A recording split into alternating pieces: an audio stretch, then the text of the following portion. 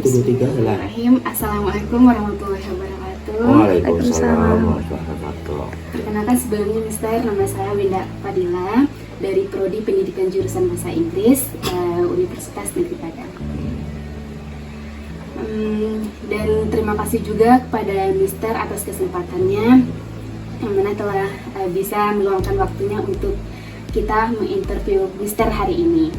Dan itu juga satu kehormatan dan satu kesempatan luar biasa bagi kami untuk bisa menginterview Mister, dan juga akan menjadi pengalaman yang luar biasa bagi kami tentunya. Oke Mister, are you ready? Kita masuk pertama sesi interview. Pertanyaan pertamanya yaitu bagaimana pengalaman Mister dalam menerapkan kurikulum 2013 dan kurikulum Merdeka dalam proses pembelajaran. Okay. I answer this question in English or Indonesia? English kalau Indonesia aja, Mister. Oke. Penerapkan apa tadi katanya? Bagaimana pengalaman Mister dalam menerapkan kurikulum 2013 dan kurikulum Merdeka dalam proses pembelajaran? Iya, kalau pengalaman ditanya itu lebih pengalaman K13. Karena kalau kurikulum Merdeka baru 2 tahun ini menerapkan kurikulum Merdeka. Kalau di kurikulum 2013 jam pelajaran bahasa Inggris itu banyak, ya. Ada kalau yang wajib itu 4 jam.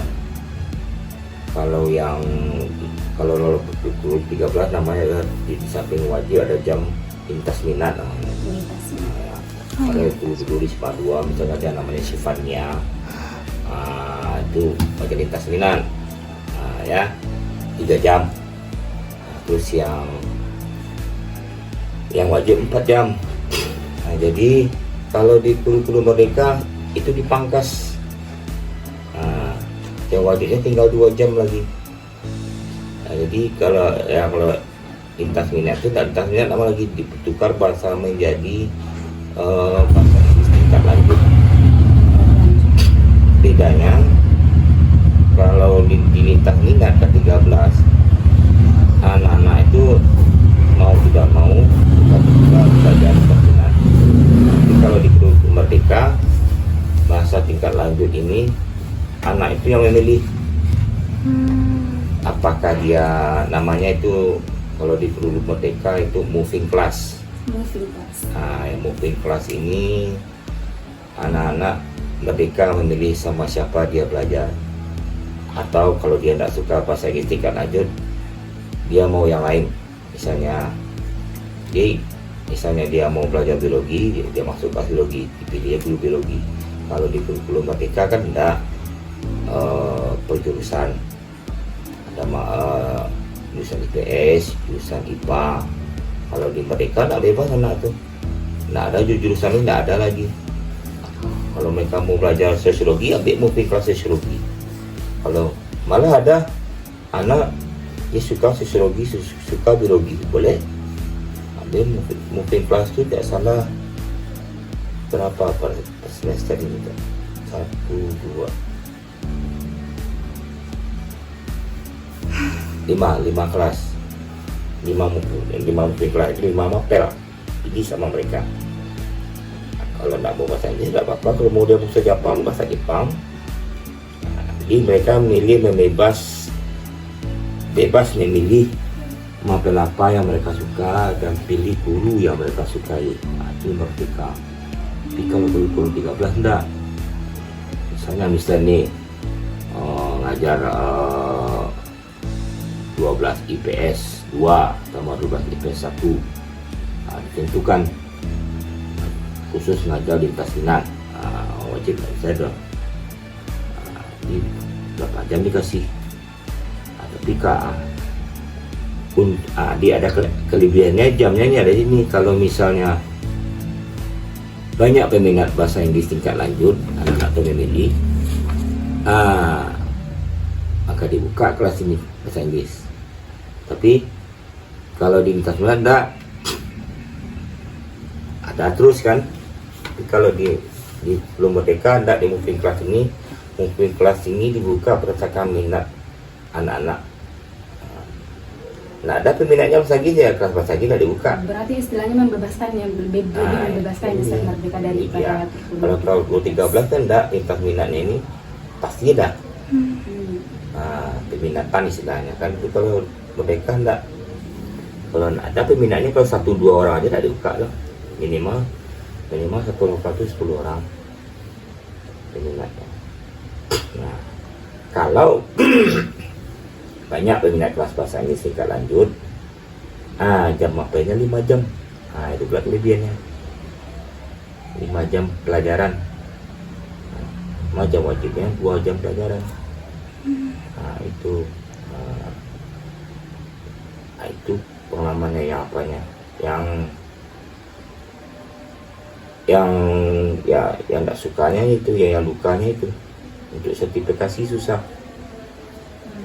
Nggak ada peminat bahasa Inggris tinggal lanjut, kemana cari jam lagi. Bahkan jam sertifikasi ini minimal 24 jam. Jadi guru-guru lain saya kan mengajar di sekolah wajib kan SMA 9 lagi 9. Itu makanya Mister sampai ke SMA 2 mengajar. Di bahasa Inggris SMA 9 itu banyak yang kurang daripada Mister tidak terima sertifikasi. Seperti itu SMA 2. Ketemu sama Pania. Itu Pania tamat, kita tamat lagi. Ya. Kenapa Mister nak ngajar tambah lagi di SMA 2? Di SMA 9 banyak rupanya peminat kelas bahasa Inggris lanjutan. Atau cukup jam. Kalau Mister mah kalau udah cukup 24 jam ngapain jadi lagi keluar. Itu mempercapek badan dah tu. Ya lebih bagus yang pasti ya Mister. Kalau dulu jangan salah, dulu dalam 1 minggu itu Mister ngajar 4 sekolah. Dulu waktu masih muda-muda, masih fresh graduate. Semangatnya tuh. Itu dia. Kalau kini umur 50 tahun enggak bisa seperti itu lagi. Wajah boleh muda tapi umur tidak bisa diudikan. Ya kan? Nak nyangka kan umur bisa 50 kan? Itu. Itu pengalaman Mister. Jadi kalau dalam segi apa namanya itu di jam pelajaran ya. Kalau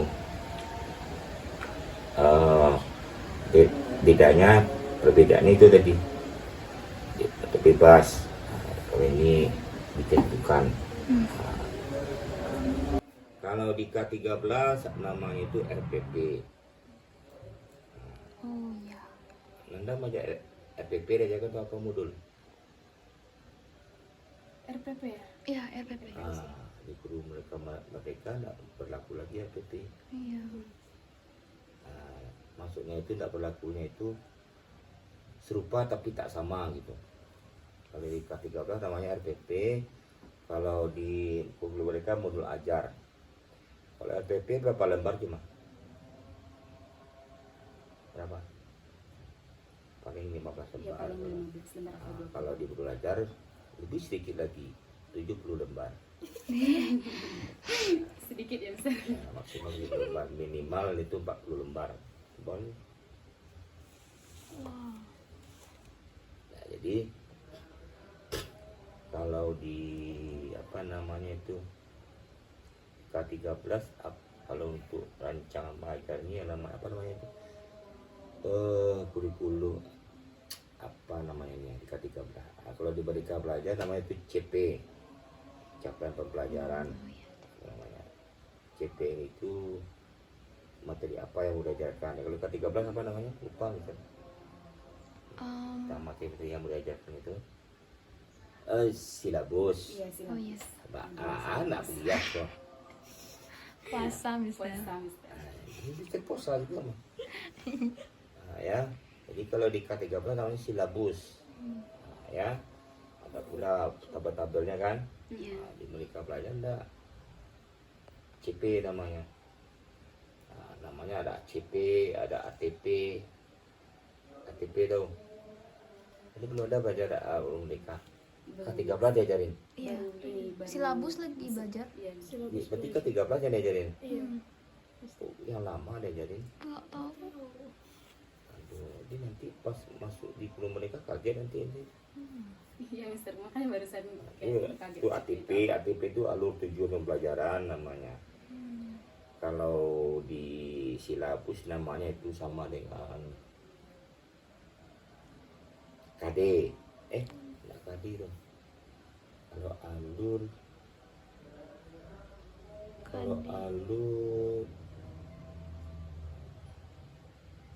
oh ya KD. Ya, kompetensi dasar. Kalau PP tujuan pembelajaran, kalau di silabus namanya indikator. Oh iya. Itu namanya. Adakah belajar di K13 indikator? Iya. Iya. Oke, kalau di K13 tuh silabus, indikator sama KD berarti. Kalau di K3 di Merdeka apa tadi kita bilang? CP. CP, terus TP itu ATP, itu dia. Serupa tapi tak sama. Ya. Kalau di itu lagi. Kalau di K13 sudah belajar di kelas 10 sama aja, ada juga samanya. Tapi kalau di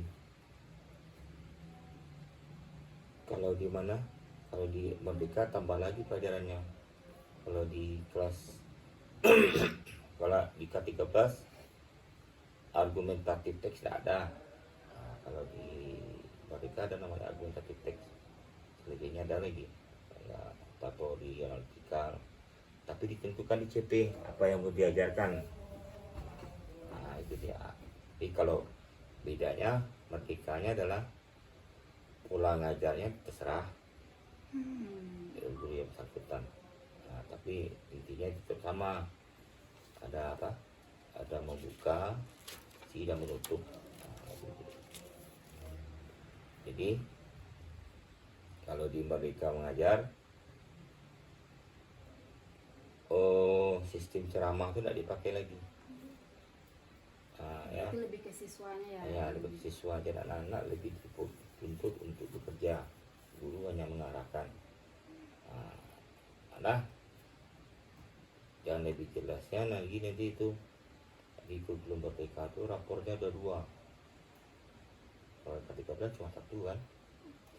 Kalau di Merdeka 2 rapornya, rapor wajib dan rapor P5 namanya.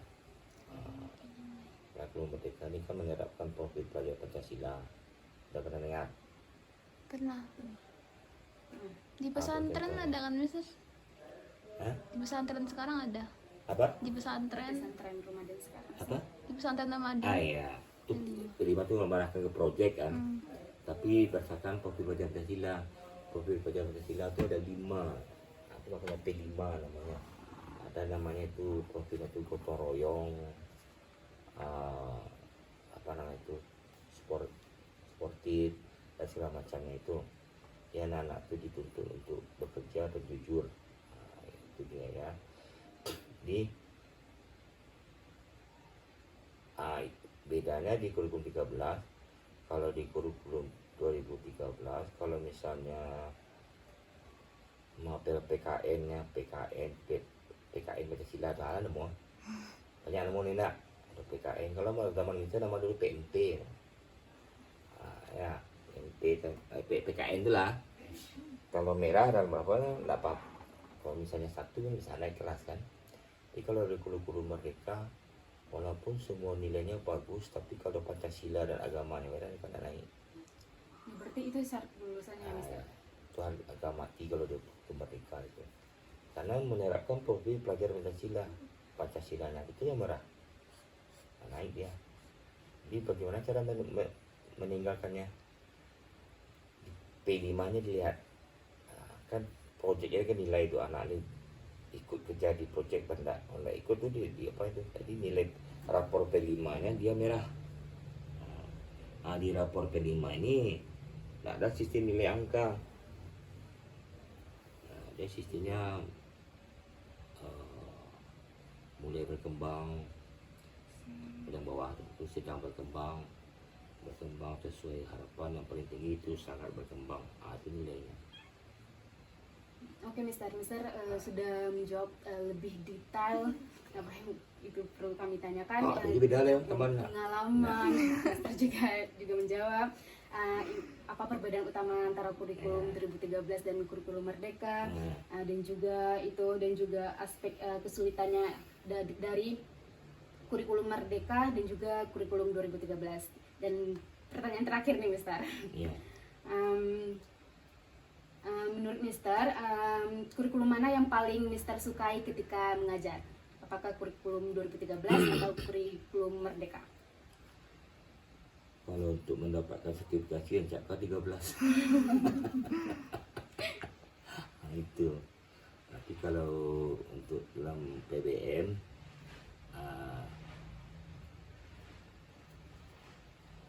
ya bagus Merdeka. Kenapa? Kalau kurikulum Merdeka, guru pun bebas mengajarkan yang mana dia mau duluan. Misalnya dalam satu semester itu ada materinya naratif atau prosedur sama deskriptif, kan. Itu. Tapi kalau tergantung kesepakatan dengan KKG, yang mana kita ajarkan dulu. Kenapa ada kesepakatan, Mister? Nanti di soal nanti berbeda nanti. Misalnya ajarkan naratif, guru yang lain tuh mengajarkan deskriptif, itu di ujian soalnya gimana? Nah, itu kan. Jadi bisa siswa mereka dalam memilih, guru juga bebas memilih materi mana yang mau diajarkan duluan. Nah, itu. Kemudian kenapa bisa suka di Merdeka ini? Di K13 ini masuk pertanyaan nomor 4 nih nanti nih.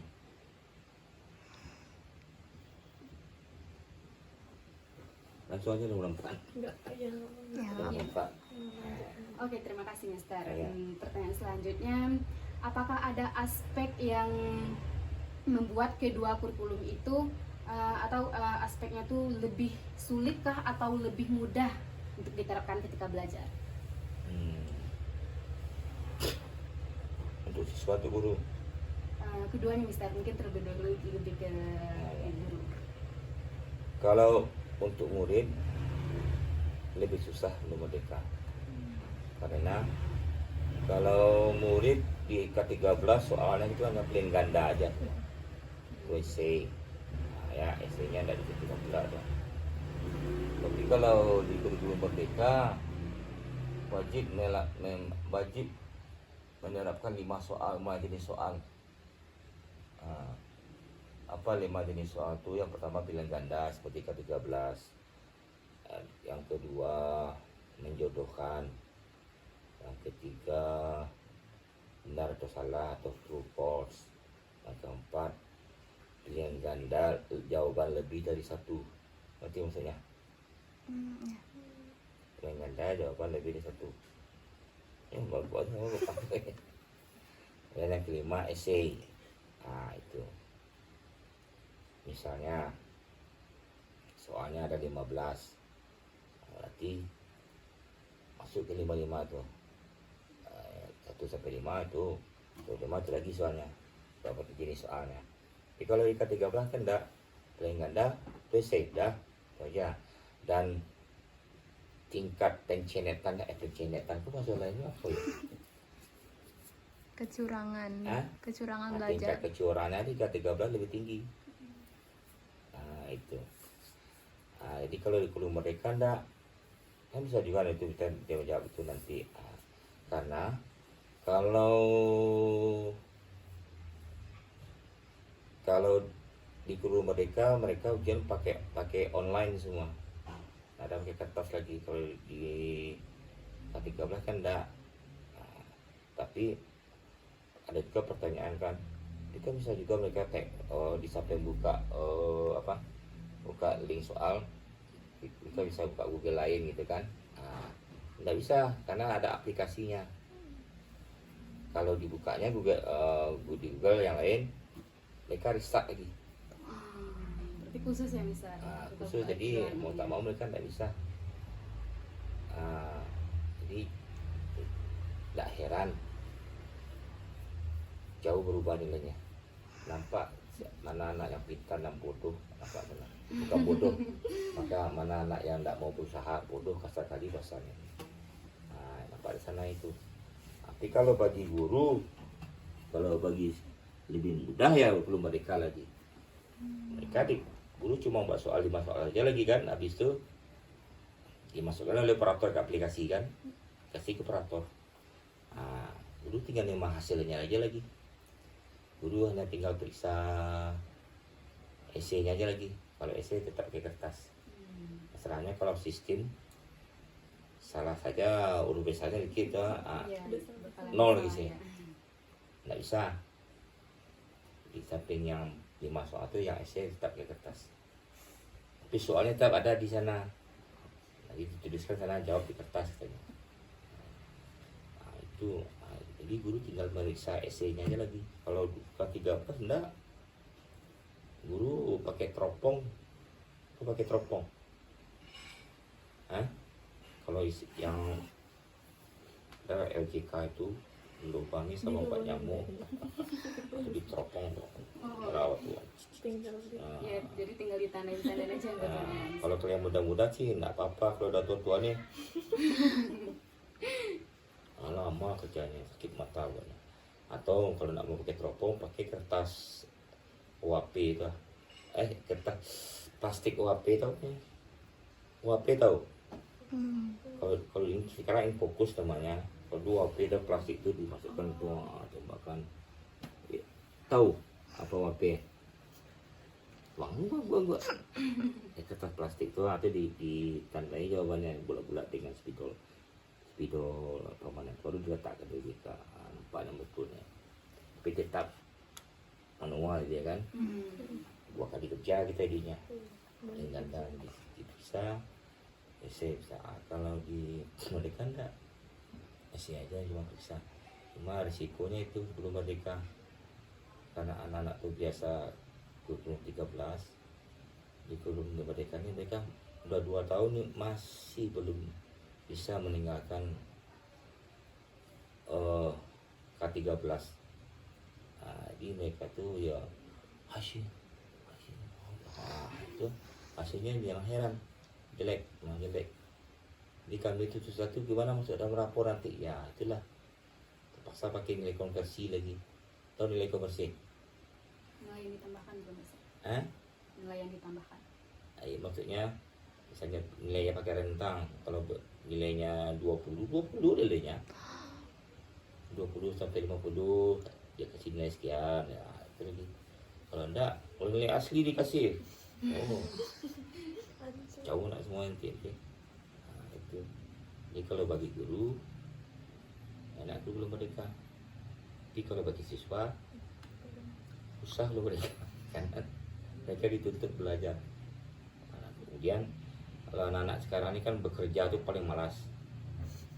Kalau dulu merdeka harus bekerja, karena ada nilai proyeknya nanti mereka bekerjasama, bagaimana mereka berkelompok, berdiskusi, bergotong royong sama-sama, jadi nilai nanti itu profil belajar Pancasila.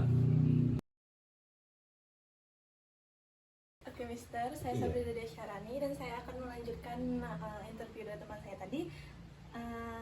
Jadi pertanyaan selanjutnya, apa tantangan yang Mister alami dalam menerapkan kurikulum 2013 dan kurikulum Merdeka? Tantangannya? Ya, tantangan atau kesulitan yang Mister alami kita. Banyak, mau berapa? Sebisanya Mister. Sebisanya, aku orang kok. Mana? Cek 2, 3 let's go. 3 aja. Ya, oke. Tantangan yang pertama, guru yang biasa membuat soal pilihan ganda. Pilihan ganda ini rata-rata guru-guru ini kan ambil internet aja itu, ada bank soal. Jadi itu belum merdeka, mau tak mau guru ini harus bisa membuat soal 5 macam jenis soal, harus bisa. Ya, jadi malah maaf ya, ini biasanya kayak itu kalau guru-guru yang mau pensiun itu ada siakannya yang muda-muda lagi itu, nggak mau dia kerja itu. Jadi tapi kalau bagi yang mau belajar gurunya itu bagus, tertantang dia kan. Itu yang pertama. Yang kedua, kalau di K13 guru ini apa namanya itu ya, kalau anak-anak kau mau belajar lah, hendak belajar nanti ya, dia materi tetap baik. Itu enggak SMA dulu. Ya mau tahu yo. Ya, setiap sebentar tak izin beli aja. Itu ada pania itu. Ya. Beli air juga. Beli air sampai 45 menit. Amangan mau beli air sampai 2 menit. Karena mereka itu jadi tapi kalau di kurikulum mereka tantangannya guru ini harus menciptakan situasi dan kondisi yang kondusif, bagaimana caranya anak-anak itu betah di dalam program. Itu tantangannya. Kira gitu. Pokoknya anak-anak itu apa namanya itu betul-betul tertarik dengan pelajaran yang dikuasai itu tersebut. Jadi karena modul ajar itu kan diberi kebebasan kepada guru-guru membuatnya. Buatlah rancanglah modul ajar yang menarik buat anak-anak itu tertarik. Bisa juga apa nama itu kalau di K13 guru itu membuka pelajaran, isi pelajaran, menutup, ada pertanyaan, kasih refleksi semacam kan. Tapi kalau guru mereka anda guru-guru ini tantang harus bisa melakukan ice breaking. Tidak bisa, harus belajar. Pokoknya dalam setiap pertemuan itu anak ice breaking itu namanya. Ice itu kan es ya. Kalau di break mana? Dipecahkan situasi yang buntu itu. Ayo anak-anak, taruh dulu pulpennya, bukunya, kita penyegaran dulu ya. Kok misalnya kok disuruh ada nama itu sifatnya disuruh loncat-loncat, boleh. Pokoknya terserah apa jenis aktivitasnya. Boleh permainan, boleh senam, boleh apa, pokoknya anak tuh segar lagi belajar. Di guru tuh dituntut untuk bisa. Untuk bisa tuh kalau dibilang sunnah wajib, dibilang wajib, tidak ada hukuman itu. Sunat muakkad lah kalau dalam agama Islam namanya. Ya, dia anak tuh segar lagi. Biasanya kalau di kurikulum 13 kan ini. Kalau mulai jam 12 tuh mereka ada dulu tema sifatnya namanya Ciketra itu. Ini ikut saya ada. Ketra, iya mister. Kalau mister ngajar, suara mister lembut. Saking lembutnya tembus 2 lokal. Dia anak tuh kayak gini tuh, sebutnya namanya Ketra, iya mister. Tidur kamu Ketra, enggak mister. Lagi kok tangan tadi ya. Itu.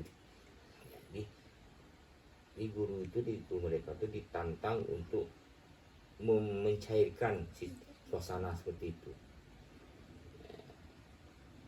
Butet siapa namanya Butet ini? Dea, Mister. Hah? Dea. Itu Winda. Winda yang Itu Safrida. Safrida yang Yang Butet yang mana? Nih. Oh, ini Safrida. Oh, Ida aja lah ya. Jadi Ida apa dia agak tuh mah. Jadi sampai mana tadi? tantangannya Mister Iya tadi. ice break. Hah? Ice break yang tadi. Ice breaking. Jadi Ida, enggak lah aku ngomong Ida. Jadi yang di kurikulum merdeka guru ini enggak boleh bilang enggak bisa ice breaking udah caranya tuh enggak bisa kayak gitu dipakai. Mau tua mau muda harus belajar. Di internet banyak tuh cara seperti itu. Ya. Ya. Gunanya seperti itu meningkatkan konsentrasi anak lagi. Kalau mau pakai ini arti konsentrasi juga itu. Pokoknya anak-anak tuh fokus lagi. Itu nak di SMA dulu. Kalau jam 12 ke atas tuh bagaimana? Apakah anak tuh masih semangat belajar? Enggak, udah ngantuk. Apalagi biasanya itu sesudah istirahat tuh kalau ikan nyang tuh. Nah itu. Itu istilah kalau kami di guru-guru itu jam rawan namanya itu. Ya. Jadi tidak terjadi lagi BBM yang menyenangkan sih. Ya itulah pokoknya di Merdeka itu guru dituntut ditantang bagaimana menciptakan situasi BBM yang menyenangkan dan membuat anak fokus kembali. Guru dituntut untuk serba bisa gitu. Iya. Jadi jangan bilang anak bisa, anak bisa itu. Jadi guru ini harus bisa. Kemudian harusnya wajib. Hukuman tidak lah udah. Sudah muakat lah. Kalau dalam bahasa Inggris itu have to. Ya. Kalau must harus ada punishment ya kan, kita nggak pakai punishment. Beda dengan should. Tahu bedanya? Aduh, bagaimana ini? Nah, ada apa dia itu dulu? Must, have to, ada apa nih? Ada. Should have to. Ada, Mas. Ya, beda itu. Yang paling tinggi itu must. Habis itu have to, dua itu should. Should itu sebaiknya, seharusnya. Iya, enggak. Nah, itu dia. Ya. Jadi selanjutnya bagaimana Mister mengatasi tantangan-tantangan yang ada tadi, Mister? Mengatasi masalah itu strategi yang diterapkan. Iya, Mister. Kalau strategi ini itu aja. Pertama belajar. Nah, itu dia ya. Kalau di kurikulum Merdeka kan ada guru namanya itu yang mulai ikut pelatihan itu namanya guru penggerak. Sebelum penggerak itu mereka CGP dulu, calon guru penggerak, baru dia calon penggerak. Bertanya pada guru yang telah lulus dapat sertifikat itu, bagaimana caranya. Kalau nggak puas dari penjabarannya, ya internet itu kan luar biasa gitu ilmunya itu. Nah, dari internet, dengan cara ya seperti ini yang diambil. Pokoknya intinya itu, kalau dalam bahasa Minang itu, lain namu baraja bisa mengatasinya. Tapi kalau udah mentok dengan anak ke pensiun saya tidak bisa kan.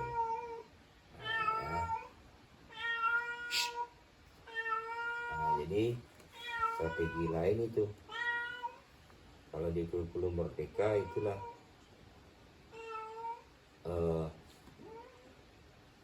bagaimana caranya kita jadi seorang guru ini bisa dekat dengan anak. Ya.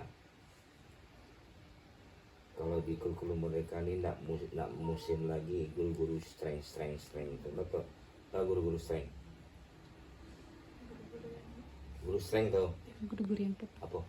Yang tegas, yang kejam. Tiga ditakuti ya. Nah, dia nak bisa ditakuti lagi. Bagaimana mau menerapkan suatu pelajaran mendengar langkah kaki guru aja lo camnya. Ya. Itu makanya kalau Mister dulu ngajar tuh maaf ya, mungkin Mister itu Mister kalau sama anak-anak ini Mister ajak berteman. Malah Mister kalau kita ngajar supaya anak itu dekat dengan Mister 15 menit pertama itu kita nak belajar, nak mengajar. Tanya sama penyiar. Mister maunya 15 menit pertama tuh mau lihat gigi pepsa dan anak-anak. Ya, kedua semua. Adalah welcome lah baru masuk pelajaran. Di kurikulum Merdeka dituntut untuk itu. Jangan sampai kita dimusuhi oleh anak. Jangan kita sampai ada jurang pemisah antara guru dengan anak. Malah di kurikulum Merdeka ini guru BK malah terbantu.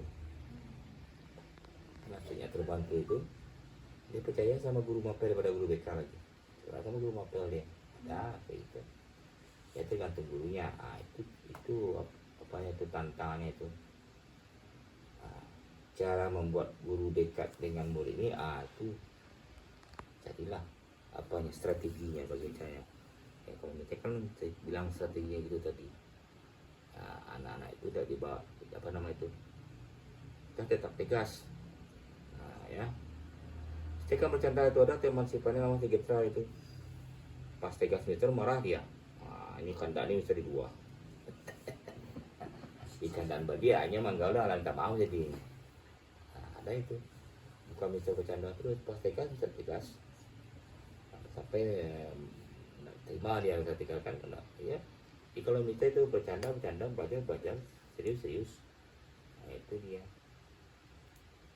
Nah jadi itu strateginya.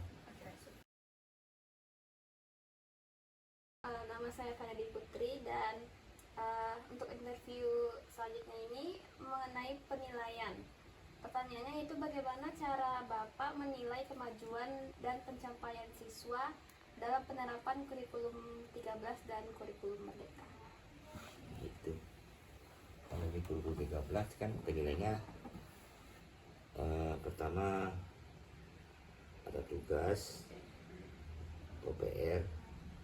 Di kurikulum mereka sama juga, tapi bedanya setiap pencapaian itu ada rubrik yang harus diisi.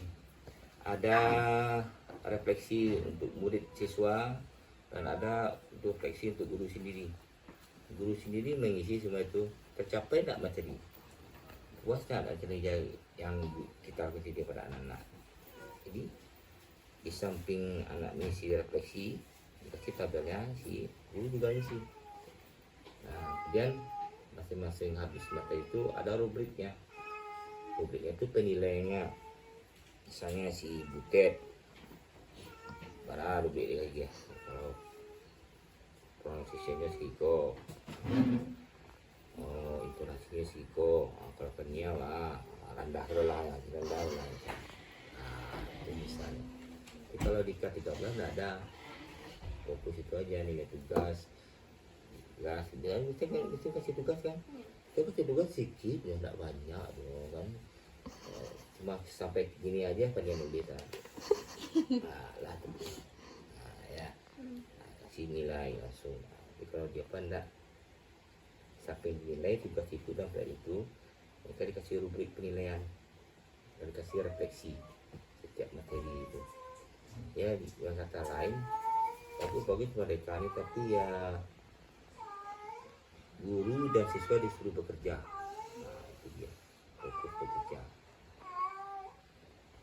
Oh, yang mudah-mudahan ini enak nih, suka bekerja kan. Tapi kalau lihat tua yang susah jadinya nanti. Nah, terus Pertanyaan selanjutnya, sampai itu juga ada namanya di Merdeka juga ada unit sama semester ya, unit sama semester. Nah, itu dia. Nah, PH ada nggak? nah itu kalau di kurikulum Merdeka namanya PH. Kalau di Merdeka PH juga tapi namanya beda. Namanya ujian sumatif. Sumatif. Ujian sumatif namanya. Nah, orang pikir-pikir ujian sumatif itu kan ujian naik kelas. Enggak, semua di PH. Nah itu dia.